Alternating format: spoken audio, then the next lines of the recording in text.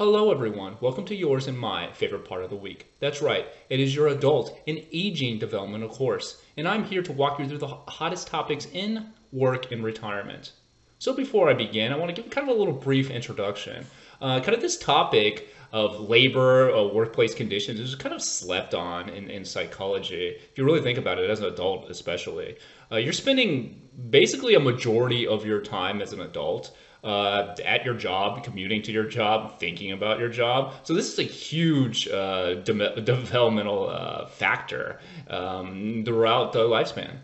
You know, things like labor power, labor relations, workplace conditions, labor laws are all hugely influential on developmental outcomes. And I say this kind of, and I'm filming this on the anniversary of the Triangle Shirtwaist Factory Fire, which occurred in like 1911 in Manhattan, New York, where about 150 young Jewish immigrants that died at their workplace, basically caught on fire, and there was even less kind of labor protection back then, and kind of the owners of the company would lock the doors from the outside. There was no fire exits, so when the factory caught on fire, it was a garment factory with clothes just laying around everywhere. About 150 of those workers died, and not only that, a lot of the workers were children, as young as workers as young as 14 years old died in those fires. So again, kind of speaking to child labor laws in the U.S. at that time, and kind of yet speaking to those workplace conditions that are literally have life and death consequences of development, and even for the survivors or other people during that time period. Kind of speaking to that chrono level, that harsh worker disempowerment of that time, and continues kind of today, especially across the world, has life and death and ultimately developmental consequences. So with that said, let's jump into it. Beginning with some kind of basic importance of work in adulthood, career patterns and sequence of occupations or related roles held by people across their working lives and into retirement. The role of a worker is not static. Changes take place in the economy, technology, workforce composition, and social climate within the workforce. And this is fairly straightforward here that changes across time affect your workplace conditions and thus your development. I mean, kind of a straightforward one would be maybe additional protections against racial discrimination in the workplace now, or sexist treatment in the workplace now. But still, even many challenges, many ableist structures still exist. For example, disabled workers being allowed to be paid below the minimum wage. So kind of the point here is that those shifts in these larger in child labor laws, structures of laws, economics, technology, the form of work that we do, now with more Zoom kind of meetings and all that kind of stuff, impacts these environments, those workplaces, those labor relationships, which ultimately impact development. And some theories of career development include person-environment fit, idea that people will be more successful if they work in a field for which they are talented / intrinsically fulfilling rather than taking a job for other reasons, the lifespan, life-space theory, which is the concept that individuals develop careers in stages and that career decisions are not isolated from other aspects of their lives, vocational interests, personal attitudes, competencies, and values a person has related to his or her career, and those vocational interests kind of serve as the basis of Holland's theory of career selection.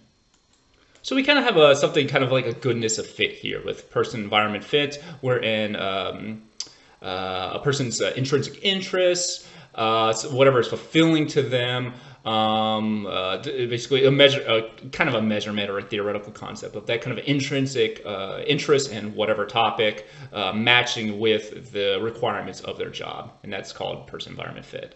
Then we kind of have this idea, like everything in this class, lifespan, life-space theory is the idea that just because you jump from one job to another does not mean you start fresh. You're kind of bringing in that kind of developmental history with coworkers, with management, with whatever economic law, political law that's impacted your development with you to your new workplace. And kind of the idea that as you switch and move around and develop, you're not starting fresh constantly. but rather it's kind of a developmental trajectory, which, like a river or something along those lines, kind of moving, I don't know, throughout space and time. And these are the components of the theory of career selection by Holland. Again, kind of reiterating individual search for an optimal fit between one's personality, interests, and an occupation, referred to as a person-environment fit. We have like 6 categories here: investigative, social, realistic, artistic, conventional, and enterprising. And you may have actually taken tests that measure these kind of things. So it's kind of typically in high school, this is administered, wherein they ask you a series of questions to kind of gather what your interests are, and then based on kind of those interests, recommend certain career paths. And across the world, those kind of tests and that kind of filtering process occurs at different stages. So, in Europe, the educational system is quite different in regards to kind of identifying interests early on and then placing people on kind of educational pathways that allow them to satisfy that interest by trying to put them in a field that satisfies those interests. So setting up their educational path that would lead to a job that fulfills those interests. Obviously, with numerous limitations, depending on the jobs available or the skill set of an individual, but also different kind of European governments have different degrees of public employment opportunities, like the classic Nordic examples, where there's a much more government-owned jobs. So possibly a better opportunity, you can integrate kind of education and kind of pathways into those government-owned jobs, those nationalized programs, because you can create like one coherent program because the government kind of controls both. So kind of differences in the degree of privatization and obviously whatever the economic climate is, recession, etc., impacting kind of the success of placing children or young adults or emerging adults into career pathways that satisfy their intrinsic interests. But other barriers to vocational choice include emerging adults begin to take into account the realities of the job market and the physical and educational requirements. Poor children face limited opportunities and barriers to occupations which match their personality and interests. They may aim high at first, but as they become more aware of constraints on in their environment, they lower their aspirations and aim towards jobs they think that they can get rather than jobs which interest them. Women often have to choose careers they think will make it easier for them to combine work and family. And then the question is, how does this play out in other countries from low-income, post-colonial, global South countries? So kind of our big points here is that as emerging adults develop, they recognize and they look around, they live in reality. Oh, wait, I have certain environmental constraints, especially if you're a poor individual. There's not a lot of industry here. There's not a lot of job opportunities here. Thus, while I have these interests, it's just not reality. So therefore, I have to, work an XYZ job that is not as fulfilling to me, typically pays less and has fewer long-term benefits. There's also a gendered effect wherein women have historically had to kind of balance between choosing career and starting a family due to kind of expectations of workplace or home labor responsibilities. So kind of that factoring in as well. So we have kind of like the class issue, recognizing that there's this reality exists. There's no way that this individual is going to change it. So I just have to make the best of what I can, lower my expectations, and just take whatever job. And then you have kind of these gendered effects. And then obviously we have these kind of global South contexts, wherein those kind of poor, limited opportunities and workers' rights are going to be more limited in those contexts. And thus, an individual and groups have to kind of factor that in when selecting a vocational job. Gender differences in career patterns.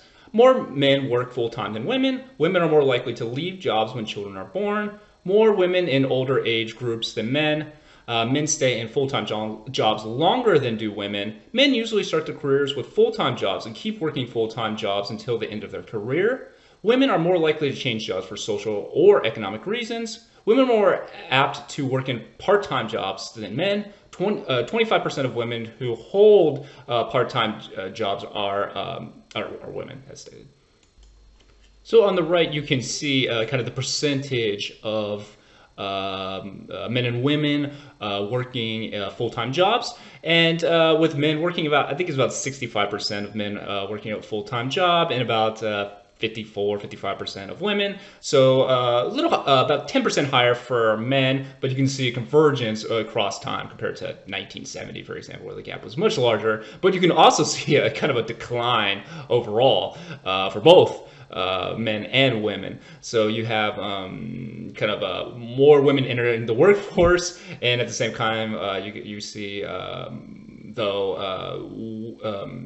men and women both having less access to full-time jobs. And this combined with all kinds of other things that we'll talk about throughout this class, but kind of wage stagnation for 30, 40 years, and kind of a lack of pay time off or child care, maternity leave, paid maternity leave in the U.S., and a kind of national program for that, contributing to women kind of being more likely to leave their job when children are born, and kind of having to take part-time jobs or different kind of forms of employment to kind of work around their labor in the household kind of responsibilities. And we talked about in previous classes that this is is declining a little bit, but still disproportionately women doing so in the U.S. Selecting a career. Careers develop over many years. Career path is not always linear. Careers depend on interests, abilities, education, training available, and affordable. Job market, economy, how welcoming certain professions are to the specific genders, races, ages. So kind of straightforward here. We all recognize this, that depending on, do you graduate in a recession? Do you graduate during COVID? How many educational opportunities are there available to you? This kind of correlates with class. Did you have opportunities to take SAT preparatory courses? Did you have opportunities to take a GRE, graduate, whatever it's called, graduate exam prep courses, tutors, etc.? You have a ton of student loan debt. And then also obviously interest, and then various kind of workplace discriminatory practice can all impact selecting a career. Gender effects, occupation gender segregation, separation of jobs into stereotypical male and female categories, pressure for young men and women to conform to what they see around them. Traditional men's jobs are higher in status and income. Women make up 47% of the workforce, 60% are low-wage workers. Many fields filled by women are, quote, helping fields, teachers, nurses. Male-dominated occupations include the STEM fields. In 1970, women made up 38% of U.S. workers and 8% of STEM workers. In 2019, the STEM proportion had increased to 27% of women, and women made up 48% of all workers. Women in 2019 also made up nearly half of those in all math, in life, and physical science. Women did not make as big as gains in computer and engineering occupations, which made up the large proportion of STEM workforce. So here we kind of have a historical trend wherein more women entering the workforce, more women entering the STEM fields, but kind of different, the kind of subfields of STEM having different rates of women joining that subfield throughout history. So basically, you can see, as stated, women joining engineering jobs, computer engineering occupations, did not have the same positive rate of change. If I just positive, I mean the increase of women in the workforce, as did other types of STEM fields, such as physical science and math. So you can kind of see kind of variation across STEMs. But kind of overall, so we have an overall kind of increase in women employed and in STEM fields, but with, and it's typically in statistical terms, an interaction effect, wherein some of the subfields of STEM are experiencing higher rates of change than other subfields. And as stated, interestingly, women wake up, even though they are increasing in the workforce, they make up a disproportionate amount of low-wage workers. So when people talk about kind of low-wage workers, workplace rights, precarity in the workplace, this is also kind of a disproportionately women's issue, and not just women's issue, but a racial minority issue, a disabled people issue kind of thing. So so it's always kind of important to keep in mind when you talk about like, oh, these precarious workforce, I should say precarious work, labor relations, labor power, all those kind of things are kind of, it's a kind of a proxy, a disproportionate proxy for racial minorities, disabled individuals, and women in general. Then, obviously not precluding men as well, but women are disproportionately in jobs that have lower wages and fewer benefits, which affects development, and we'll talk about those effects and those long-term issues associated with that in this lecture. So some researchers are interested in why there may be differences in gender and workplace interests, specifically asking the question, why do young men and women choose, quote, his and her jobs? A 2014 study looked at 37,000 U.S. emerging adults and measured their vocational interests, and they compared those vocational interests to a 1994 cohort. On average, men had higher rates of interest in STEM careers, and women preferred working with people-type jobs. Men on average preferred jobs with high levels of income. The difference between the genders, however, was cut in half from 1994 to 2014.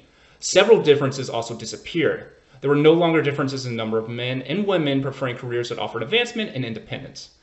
So which, getting at the topic of, we talked about it, it's kind of those evolutionary theories of, are there these innate biological differences in women's vocational interests, which is kind of bizarre. But, measuring that versus more kind of like a social or maybe a structural analysis. And what this studies found, kind of the big points here, is that the differences between men and women's workplace interests have declined significantly since 1994, which again kind of suggests that they're highly unlikely that some genetic change has happened in the last 30 years that has led to different interests, but rather maybe some kind of social and structural changes. Again, kind of speaking to those chrono levels of development in profit and fairness theory. And what are some of those social factors impacting those career choices between men and women? Well, men and women anticipate different career paths. Men usually plan to work steadily until retirement, while women plan to move in and out of the workplace as they have children, again, on average. And non-traditional careers, women are more likely than men to cross the gender line, possibly similar to social theories of early childhood. Gender identity development, term tomboy, no term tomgirl. So kind of the idea here, I already talked about women historically having to kind of factor in household labor duties more so than men, but as previous chapters, you kind of say more of a conversion, but still more disproportionately women, and then who disproportionately are then thus represented in kind of part-time jobs, which have fewer benefits and workplace protection, union representation, and etc. Now, interestingly, women are more likely than men to cross the quote gender line of male career paths, and it's kind of similar to what I point out in other courses. And that is, there's really no term for something called like tom girl. So, tomboy being, oh, she acts like a boy or whatever, something along those lines. But there's really no like term tom girl or, or even in any kind of positive association between males kind of acting that way. So maybe kind of these social expectations of gender impacting a willingness of males to enter, quote unquote, the traditionally like women's careers, caring people person kind of jobs. Women painters, plumbers, electricians, construction workers report having family members and mentors who encourage them to pursue their interests. Young males more likely to express egalitarian gender attitudes, preferring careers that allow them to be spent with children. So we have an impact of kind of a family, and really could be community as well. But family members or mentors encouraging women who are interested in kind of these physical labor jobs kind of protects against some of these possible stereotypes or threats, wherein maybe they're interested in these jobs, but they don't take it because they believe it's not a job for a woman, for example. And then we have another historical shift in development, wherein younger young males, or I should say this cohort, young males, are more likely to express egalitarian gender attitudes and preferring to find careers that allows them to spend more time with their children and their families. So again, kind of a shift in attitudes, shift in developmental conditions, which may impact or likely to impact developmental trajectories moving forward. Now let's talk more about family influences. Higher class parents are more likely to encourage children to attend college than working class parents. Families affect career choices in their children by the roles they model. In a study of 24 countries, however, about 85% of those countries were European, women whose mothers worked outside the home were more likely to be employed themselves than women whose mothers remained home. Sons of working mothers more likely to support their wives' careers than sons of non-working mothers. Mothers who believe girls are not as good at math as boys are more likely to have daughters who perform lower on math tests than daughters of mothers who do not believe this. Mothers' belief may be protective against stereotype threats. So in this case here, a family, a community, demonstrating, and even you take it to a country level, depending on the rates of women in various fields within a country, impacting the likelihood of women entering the workforce, wherein mothers working outside the home, daughters and mothers who work outside the home more likely to enter the workforce themselves. And then sons of working mothers more likely to support their future wives' careers than sons of non-working mothers. And we also see kind of the impact of parenting practices, wherein if parents kind of accept those rigid kind of gender expectations in employment, career paths, impacting their children's career interests and kind of choices. So mothers who believe that women are inferior, naturally inferior, innately inferior in math, having more likely to have daughters who perform worse on math tests than mothers who think it's bullshit. They're more likely to have daughters who perform better on these kind of math tests, which suggests that kind of these parenting practices, these again, you can take this at a higher level, community practices, state practices, may serve as kind of a protective factor, lessening the threat or the impact of a stereotype threat on career choices and educational performance on and math in general. Age trends in the workplace. World population is growing older, which we've already talked about. Proportion of middle-aged and older people have grown in comparison to younger groups. In 1996, the median worker was approximately 38 years of age. In 2017, the median worker was about 42 years of age, which kind of demonstrates the aging of society, but also, again, these trends wherein wage stagnation, decreased pensions, decreased retirement funds, kind of decreased labor power, contributing to people staying in the workplace longer, and thus kind of overall increasing the age of workers, and older workers kind of having higher incomes, more benefits disproportionately because they've been in that job and they're kind of grandfathered in, while the younger workers entering the workforce are entering a more competitive workforce. It's not just more women having to enter the workforce because a single income house is effectively not possible for the supermajority of the country, but also older workers staying in the workplace longer, thus kind of less job opportunities and more kind of competition, which has a certain set of social values, which can have long-term developmental outcomes. So these are kind of the age trends impacting worker conditions and thus developmental trajectories. I wanted to bring in the concept of tacit knowledge. This can be defined as the knowledge that is pragmatic or practical and learned through experience rather than explicitly taught, and also increases with age. It's quote know-how and quote professional instinct, referred to as tacit because it cannot be codified or written down. Does not involve academic knowledge necessarily. Rather, it involves being able to use skills and to problem solve in practical ways. It can be understood in the workplace and used by blue-collar workers such as carpenter, chefs, and hairdressers. So kind of this is a classic kind of example is, you know, you're always getting trained for a new job, and people have certain handbooks, which most workers, you know, depending on the job, you're not going to read. You know, you're getting trained, and then a coworker will say, okay, listen, you're not really kind of supposed to do this, or but do it XYZ this way. And it's kind of like this general know-how that just exists because you work within that field for so long that older workers will gather through the years. So that's kind of like one kind of advantage that older workers have, this kind of tacit knowledge, this know-how that's accrued again through kind of practical experience on the job. Or even, you know, professional instinct, kind of alluding to a kind of a novel problem popping up, and then a older worker can draw on kind of past experiences and past problem solving skills, and that past know-how. So kind of those past experiences, figuring out things, troubleshooting things, that allows them that instinct to solve a problem in a practical way that a younger worker may not have, because it's literally not written down in a book. It's stuff that you've kind of developed while working firsthand on the job. I also wanted to highlight a kind of interrelated concept here with middle adults returning to education.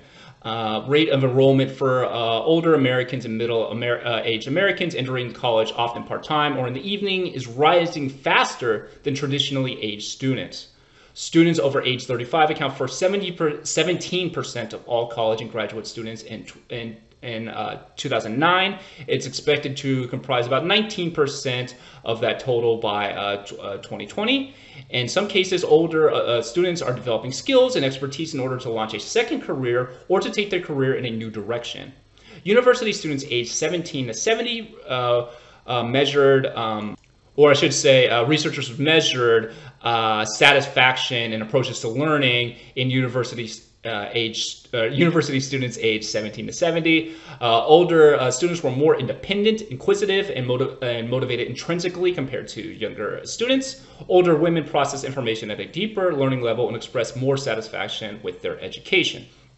So kind of the idea here of, you can see all these factors, like everything in psychology interrelated. We have shifts in the workplace, shifts in income, shifts of all these people different entering the workplace, shift in the type of jobs, more precarious jobs with way less benefits, such as contract work like Uber Eats and what a DoorDash and all these things.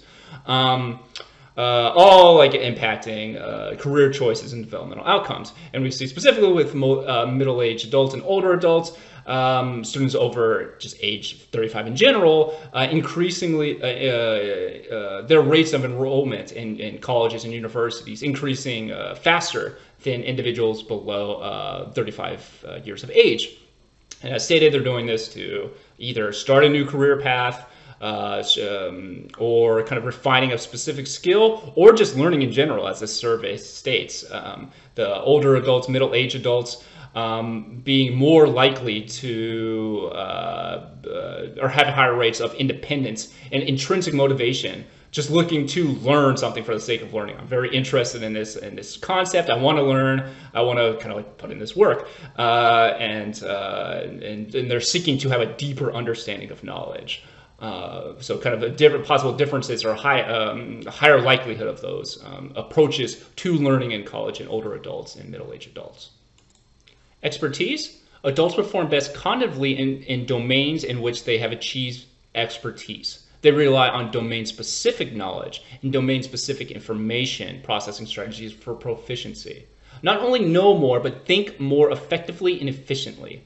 Allow experts to hold and manipulate more information in short-term memory than non-experts. Require less effort to think. So kind of the idea here is expertise through years of working on something, older adults, middle-aged adults can acquire this expertise and this very specific, that's what I mean by domain-specific knowledge. Expertise doesn't apply to everything, they're not experts at everything, but these specific tasks, these jobs that allow them to process things more effectively and efficiently.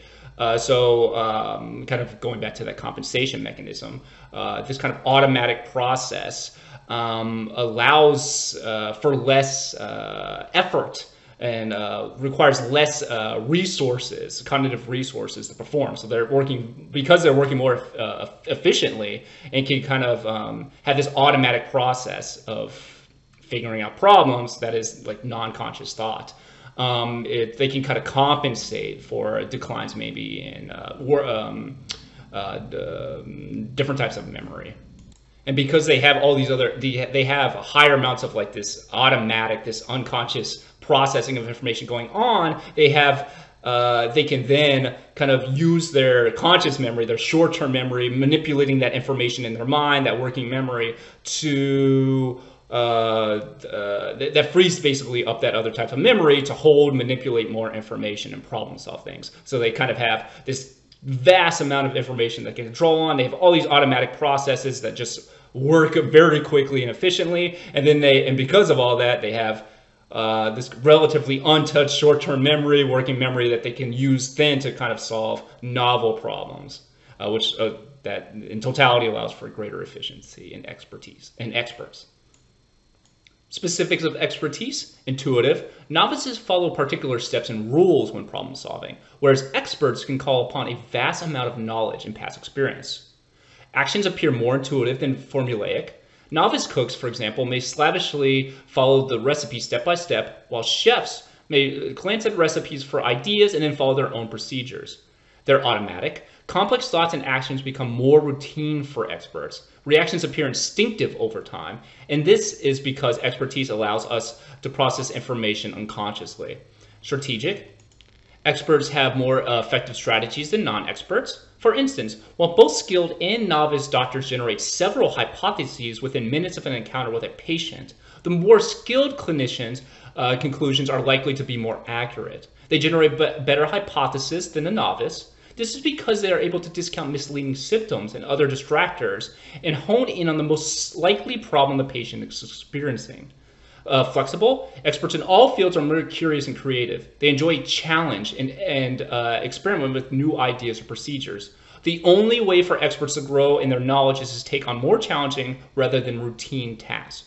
All right, so kind of our big takeaways here is that experts rely much more on instincts versus kind of novices. Again, they're kind of going back to the chef example, following that recipe step by step by step, really focus on trying to figure it out. You really don't have a lot of knowledge. This is the only way you know how to do something. Versus kind of an expert chef, kind of looking at that recipe for ideas, but then kind of like winging it. Like, okay, I know what I'm doing. This is a good suggestion. I'll kind of weave it into my own thing and kind of make it up as I go. Again, this process is much more automatic, and thus kind of these complex thoughts and actions are just taking place unconsciously. They're more routine than novices, and they have better strategies. So kind of the example, it was from a study wherein they basically look at doctors, novice doctors and expert doctors. They basically measured how many hypotheses within a few minutes of what is wrong with a patient. And then they measure how accurate it is, and basically what they found was the novices and experts had similar levels of ideas about what was wrong with the patient, but the expert was much more accurate in their hypothesis. So kind of the quality that was much higher in the experts. And one possible reason is that they can draw on their expertise to kind of ignore kind of distracting, possibly irrelevant symptoms that a non-expert is, while a non-expert is kind of looking at each individual thing and saying, okay, I need to check this, this, this, while an expert can draw on their expertise and their efficient, automatic thinking and processing to kind of quickly rule out things and get to the main issue at hand.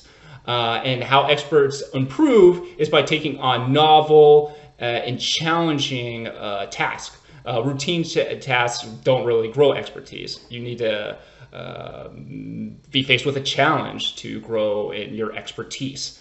And experts in all fields are curious and creative, and like that idea of a challenge within their field of interest. And here kind of just a brief slide in creativity. Peak times of creativity vary from field to field. Humanities scholars are, these are our hypotheses, are thought to peak in the 60s, while productivity in art peaks in 30s and 40s. The creative behavior is possible throughout the life, however, and older adults may just produce less of them. So maybe they're focusing on one that they specifically like. So kind of the classic cliche is that you have your creativity early and then you kind of slow down, but it could possibly be related to maybe a higher quality or a more focus on details in older adults. And there's just variation, however, across fields. Again, with kind of, these are all estimates and kind of theoretical things, but there are measurements of kind of ideas of peak creative times and humanities, again, kind of being around 60s and arts being 30s, 40s. But again, kind of just on average, and there's competing theories on when creativity peaks and reasons for the amount of quantity of creative products throughout the lifespan. Leisure in between jobs.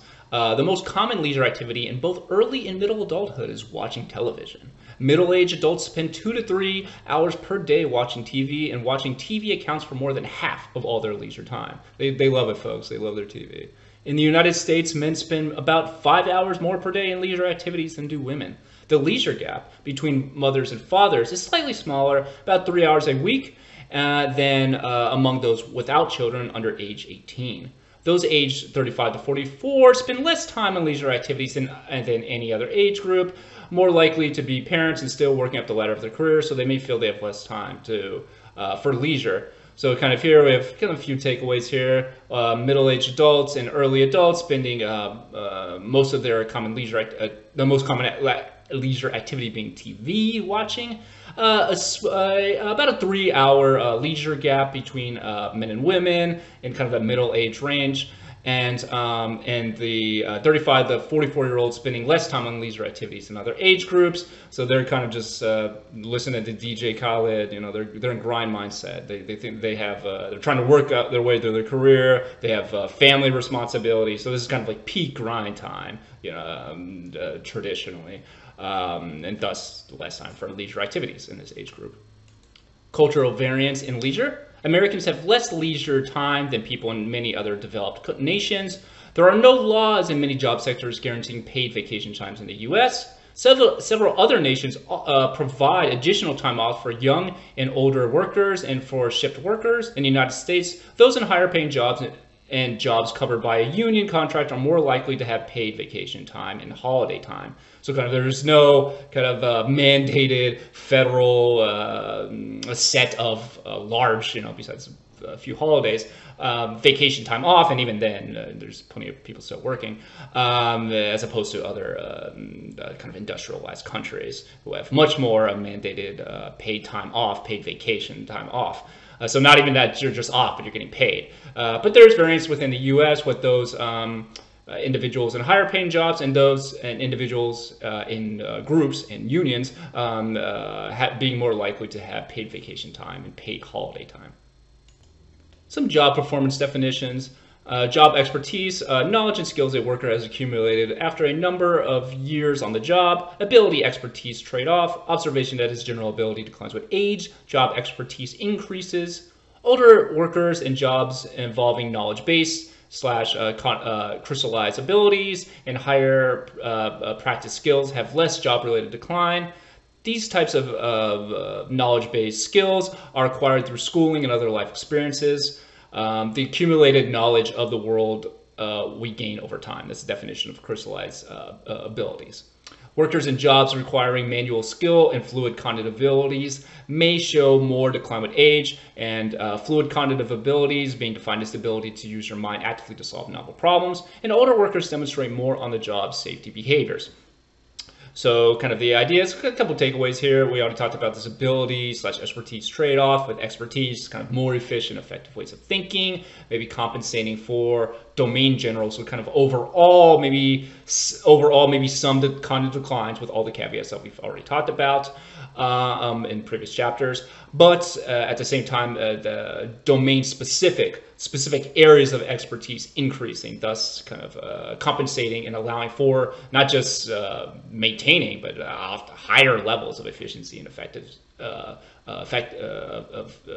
problem solving in experts, depending on what kind of differences, some differences in expertise depending on age. If you're 90 years old, you expected to see a decline in novel problem solving, which kind of brings us to our next point here, that knowledge-based crystallized ability jobs showing kind of a less job-related declines, because those are jobs that really depend on your cumulative knowledge through time, through schooling, and thus older adults are going to have more of that because they're alive longer, in general, and within that, obviously within that specific subfield. And then versus kind of more fluid abilities, which is novel problem solving, being introduced to kind of new things, those type of jobs generally show more, or older adults working those kind of jobs showing more general declines with age, and then older workers demonstrating more on-the-job safety behaviors. It could be for a number of reasons. Not worth it dying for your job, while younger workers are just like, YOLO, who cares? And I'll look like a wimp if I go by protocols, for example. Job satisfaction. Job satisfaction, unsurprisingly, is closely related to life satisfaction. Job satisfaction follows a U-shaped curve, higher in the younger and older years, lower in the middle. So kind of a classic curve in statistics. Just imagine a U on a graph with in the beginning there being high levels of job satisfaction, and then through time that kind of declining when you're kind of grinding. This is all on average and kind of a little theoretical. And then with age, higher levels of job satisfaction, if obviously you can retire and aren't working while to have a chronic condition or forced to work, for example. This is the general idea here. But really kind of the big takeaway here is, unsurprisingly, job satisfaction is related to life satisfaction, and these things interact dynamically. Work, individual, and community. Cognitive complexity can be defined as higher levels of thinking and reasoning. The positive effect of work on the individual: those with more complex jobs pre-retirement had better processing speed, general intelligence, and working memory abilities in retirement. Job strain: the result of doing work that requires high levels of psychological demand from the worker but offers them little control, associated with higher incidence of heart disease, stroke, and type 2 diabetes. So kind of big points here is workers who had or worked in jobs with more complex jobs had higher levels of processing speed, general intelligence, and working memory compared to workers who had less complex jobs following retirement. And this could be like everything correlated here. So you can imagine an individual, for example, living in an unstable neighborhood, attending worse schools, getting worse grades, and thus kind of, quote unquote, their general intelligence, aka just their ability to perform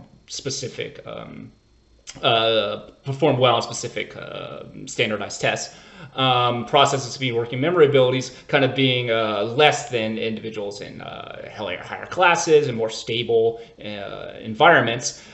Those individuals in those less stable environments having those disadvantages accumulated during time, then entering a job wherein, again, we've already talked about environmental constraints. You enter a job that's not what you want to do, and probably a service job, which is less complex, less worker control, less novel problem solving, and then that again accumulates over time with less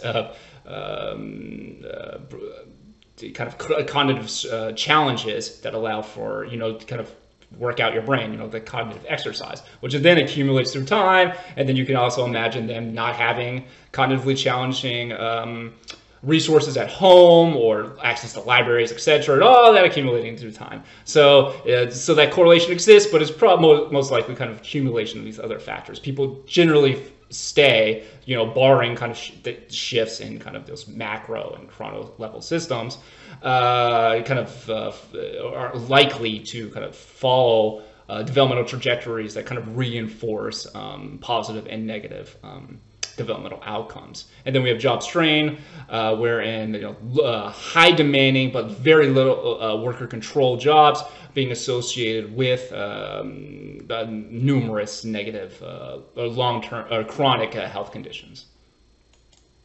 And similarly, job burnout, combination of exhaustion, depersonalization, and reduced effectiveness on the job. It's similar to depression, but specifically related to labor, especially common among workers whose jobs involve sympathy or empathy and emotional expression. Risk factors include anxiety disorders, musculoskeletal disorders, new cases of heart disease, onset of type 2 diabetes, social support, job satisfaction, life satisfaction, worker power are thought to be protective factors against job burnout. So kind of just a complete exhaustion, kind of a depression within work.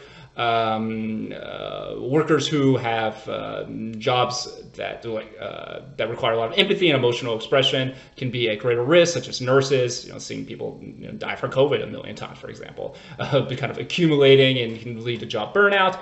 And some factors, as stated, that can protect against, that can lessen the likelihood of burnout, or at least the kind of degree of burnout, includes general life satisfaction, general social support, job satisfaction, and kind of worker empowerment. Again, kind of having more control over your workplace, being correlated with lower degrees of job burnout. Cross-cultural analysis of labor. American workers may experience more burnout than do workers in many other developed nations, because most developed nations guarantee by law a set of number of paid vacation days. The U.S. does not. Not all employees are covered under overtime pay laws. 40-hour work week is a myth for most Americans. Only 4 in 10 U.S. workers work the typical 40-hour work week. Average work week for many is almost a full day longer, 47 hours, with about 40% of workers working 50 or more hours per week. In comparison to workers in many other developed nations, American workers work more hours per year. Americans work more hours than most European nations, especially Western and European nations. So on the right, you can see the average annual hours worked per worker across largely Western European context, but also Canada and Japan. And you can see the US being fairly high here, and definitely the highest among European nations, and kind of correlated with going back to those previous slides, where there's not these mandated paid time, vacation time off, thus kind of less, and then the stagnating income, thus kind of the 40, quote unquote, 40-hour work week isn't cutting it, with more individuals working more hours, and just that accumulation of just grinding with lower kind of worker protections. So one, this is kind of getting at the fact that these macro factors, those in this case kind of overtime pay laws, paid time off, and contributing to developmental outcomes, in this case worker burnout. But also at the same time, U.S. individuals having kind of more individualized societies, so kind of having less social support, having less of those other protective factors against worker burnout as well, that may be contributing to other areas of the world wherein they work a lot of hours, but they also have like the community that they can fall back on, which is declining in the U.S. as the U.S. becomes more individualized and more kind of collective organizations, and not just secular ones like unions or something along those lines, but also religious attendance, which, good and bad, offers some level of social support, some kind of community. So kind of a decline in those kind of community resources, while at the same time increasing labor demands, possibly contributing to higher rates of job burnout in the U.S. 55% of adults reported some problems in the workplace, such as fewer hours, pay cuts, having to switch to part-time job during the most recent economic recession. Young adults took the biggest hit in terms of levels of unemployment. Middle-aged adults also saw their overall financials suffer as their retirement disappeared and house values shrank, while foreclosures increased. Not surprisingly, this age group reported that the recession hit them worse than did other age groups, especially those aged 50 to 64. Middle-aged adults who find that themselves unemployed are likely to remain unemployed longer than those in early adulthood. So this is referring to not the COVID recession, but the pre-recession, the Great Recession, where housing values decreased, and fewer hours, pay cuts, etc., contributing to basically increased levels of workplace stress, and then that workplace stress not being distributed equally across all age ranges, but middle-aged adults being hammered by it most detrimentally, or most at the highest amounts of levels during the recession. Work-family spillover. Spillover can be defined as the extent that events in one domain influence the other. Positive feelings at work spill over into family satisfaction and work-family balance. Women have more positive feelings about work and family when they receive more rewards at work, had more job commitment, and found their job beneficial to their children. Childcare is a major source of spillover. Women have increasingly entered the workforce, but corporations offer few resources and federal programs are limited. So spillover effects, you don't just exist in your workplace and then you exist in your home, but rather you are one person and you're bringing with you your stress from work, your stress from home, etc., kind of interacting in dynamic ways. And then women also, in the case of women, kind of bringing with them higher levels of household labor with them and household challenges such as childcare, which can be, as stated, a major source of spillover.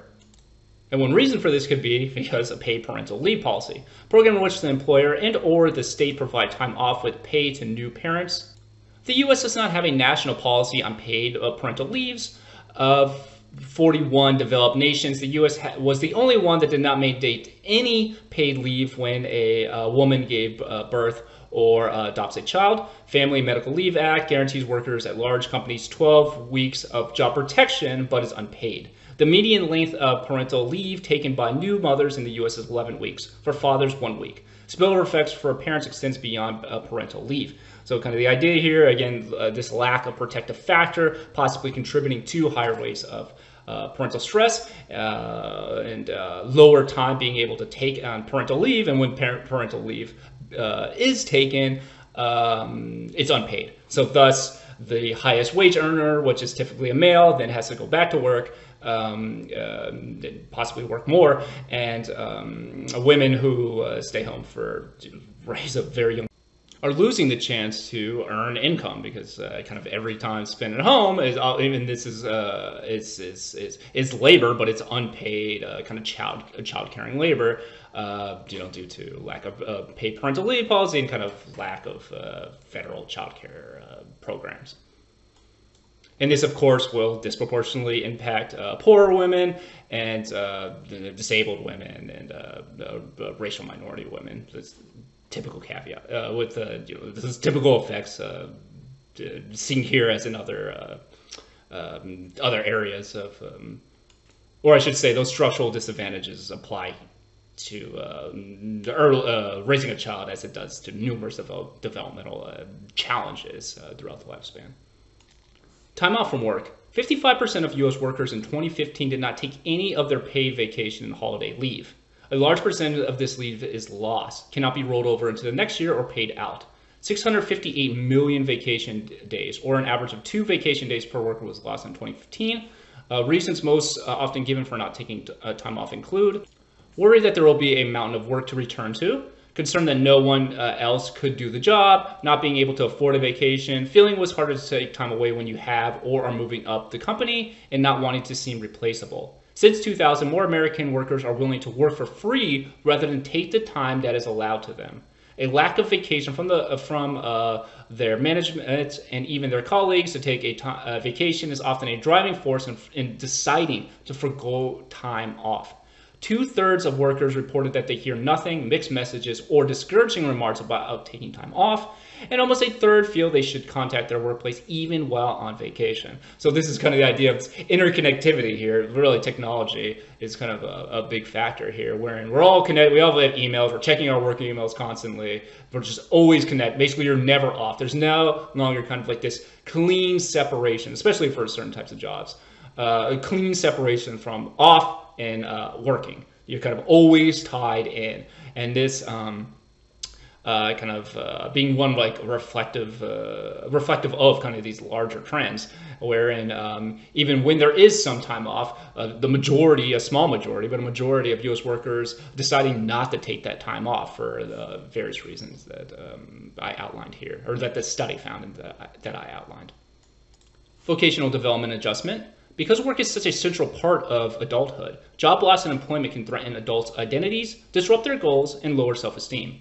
Job loss likely to be accompanied by a cascade of other stressors, such as marriage issues, moving, social isolations. The average man and woman held 7 full-time jobs or training positions between age 18 and 36. So kind of speaking over the spillover effects and this intercorrelation of all factors, job loss kind of cascading and impacting other life circumstances. And so, like, specifically, it's kind of a cascading of stressors. So you lose your job, you're more likely to have more marital issues, more likely to move, which can cause your children to get upset that they're moving, and greater social isolation. That movement can take you away from social support or make social support more difficult. And thus adding to more stress. You're removing protective factors, and you're removing income, and you're increasing kind of stressors at the same time. Unemployment, the state of being without a paid job when you are willing to work or looking to work. 2017, 3.2% of the workforce in the U.S. over the age of 25 was unemployed. People with bachelor's degrees have a lower rate of unemployment than those with only high school diplomas. White adults have lower unemployment than Hispanic and Latino adults and Black adults. 2021, the South typically has, or on average, has higher unemployment rates than Northeast, and then needs neither employed nor being educated or trained. So important part of unemployment here is this definition of U.S. unemployment means that you are actively looking for jobs in the workforce. So individuals can stop actively looking for jobs in the workplace if they get rejected a million times, maybe some other social issues going on. So this is really kind of an underestimate of unemployment, and there's different measures of unemployment. And I include some of those on the screen to the right of the slide. And so not just individuals who are not currently looking for work, but maybe part-time workers who are looking actually for a full-time job, or so kind of that underemployed it's referred to. So kind of you got to keep in mind the definition of unemployment in the U.S. being actively looking for a job within the last month. Which precludes many unemployed people, and also the underemployed. So when you kind of combine those those other people, that number actually increases pretty significantly, as you can see in the chart to the right.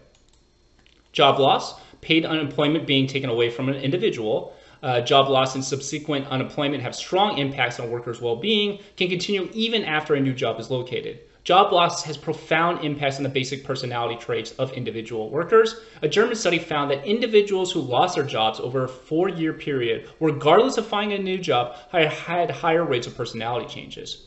In job insecurity, the anticipation of job loss by currently employed workers. So this again kind of speaks to the impact of labor relations, labor as kind of an identity, your job. And not just an identity, but as a source of like pride, social prestige, being part of something larger than your individual self. So when losing that job, something you worked for your whole life, you identify with, you have co-workers who are basically family, spending basically the same amount of time during the weekdays, especially with them as your family. Losing that new job has an impact on your well-being, and even after you get a new job, because maybe the new job has less pay, less benefits, but also it's a kind of blow to your sense of social belonging. You're more dislocated. And that feeling of, I got let go after, X amount of years in the company, that impact, that psychological toll, can stick with the people even after they get a new job, and it can affect a person's personality, as stated in this German study. Workers who lose jobs often suffer from poor mental and physical health, increase in anxiety, depression, and alcoholism. Negative effects accumulate stronger the longer the person is unemployed. Women experiencing job loss have higher rates of mental health problems and lower levels of life satisfaction, could reflect lower financial resources to protect. Young persons interferes with career establishment and identity as an adult. Older workers, difficulty finding new jobs or adjusting to new workplace conditions. Many retire early. While middle-aged workers, the problem of finding a job with comparable pay and prestige and too younger to retire early. So it's stated kind of losing a job can increase the likelihood for poor developmental outcomes, anxiety, depression, alcoholism, and the times off unemployed accumulates. It's just a source of stress being unemployed, not just financially but socially, and depending on your job, how value your job is that you feel contributes to society, kind of your loss of place in the world, you're contributing to, maybe if you love your community, whatever, your loss of ability to contribute to community, declining, and that it accumulates over time and leads to increased likelihood of developing those negative developmental outcomes. And you can see here that the reasoning or the implications of job loss differs by age, with the younger adults kind of early job loss impacting their career development, while older workers can have a difficult time finding a job where they've developed expertise. Now they have to go to a new job, learn something that where they can possibly are less able to rely on that crystallized knowledge, that expertise, and thus face challenges, plus kind of ageism. And middle-aged workers, where older adults maybe have the option to retire if they get fired early. But middle-aged workers are typically too young to retire, and then they have to find kind of a job that has comparable pay, which can be challenging.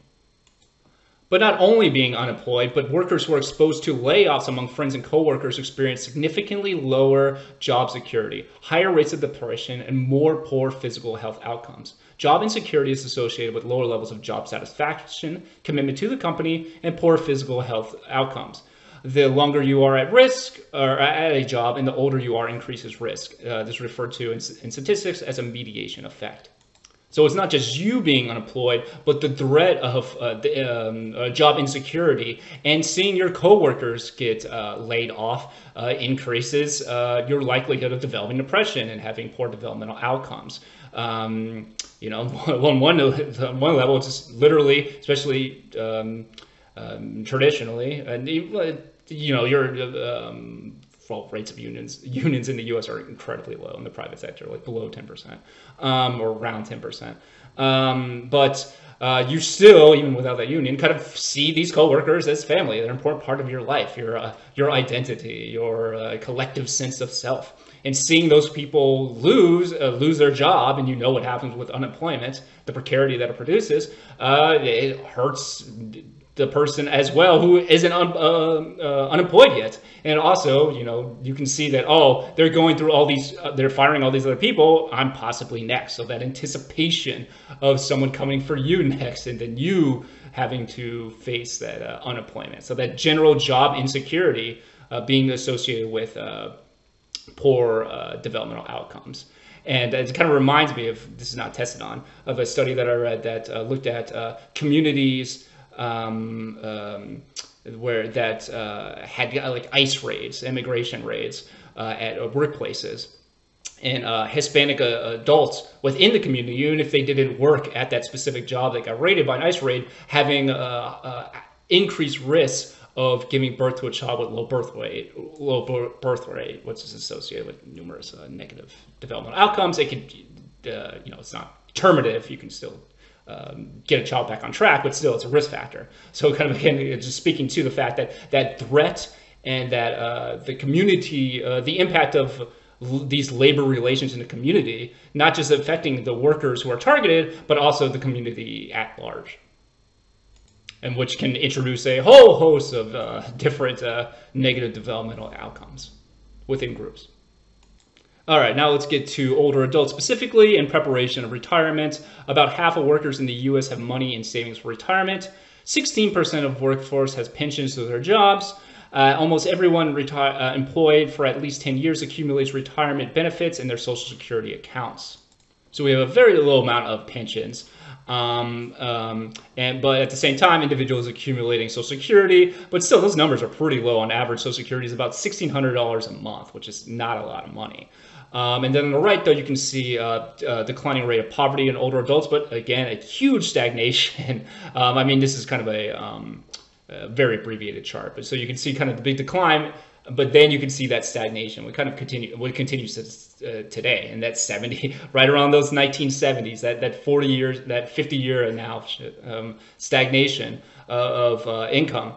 But you can see, like when the Social Security was first being introduced, and Medicare, etc., being introduced, the rate of poverty among elderly individuals declining, and then we hit that 70s, and then it's stagnation from there. So again, speaking to those larger macro legislation policies impacting developmental trajectories, in this case, poverty in elderly individuals in the U.S.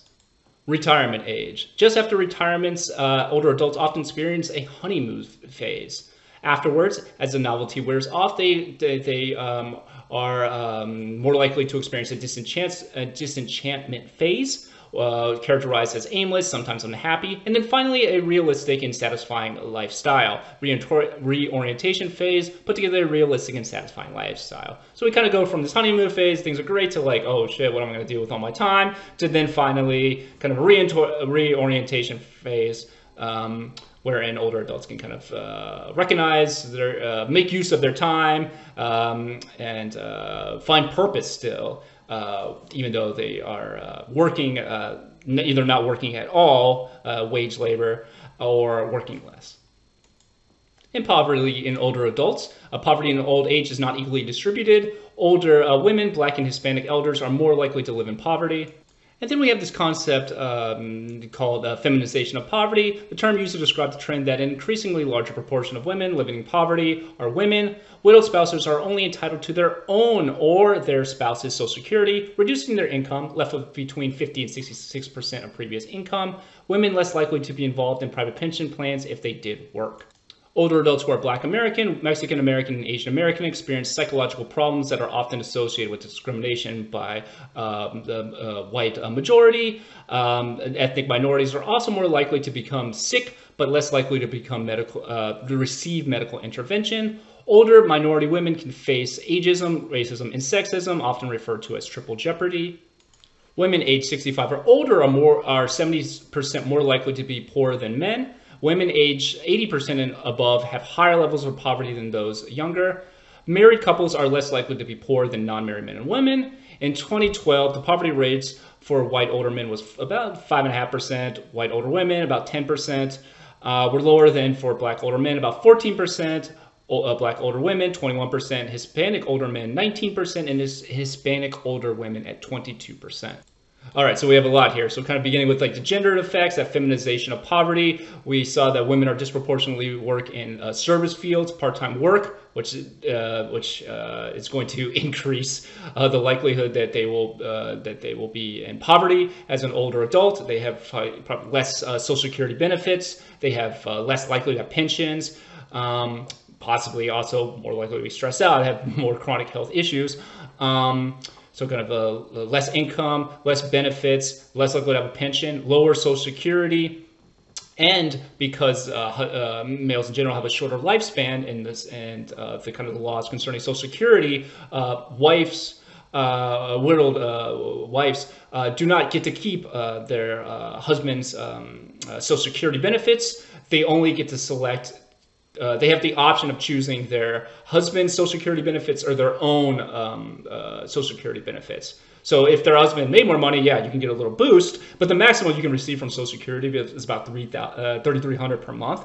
So really, you're still losing a source of income because you went from 2 Social Security checks to 1 Social Security check, even if that new Social Security check is it's more money than the widowed wife own Social Security check. So that loss of income, that lower amounts of accumulated benefits and paid throughout time, contributing to higher rates of poverty. And we see that this not only has a gender effect, but also a racial effect, wherein Hispanic older women and Hispanic older Black older women having higher rates of poverty than white women, and also Black older men and Hispanic older men having higher rates of poverty for both white older men and white older women, which again reflects that these precarious part-time workers, these are overrepresentative in communities of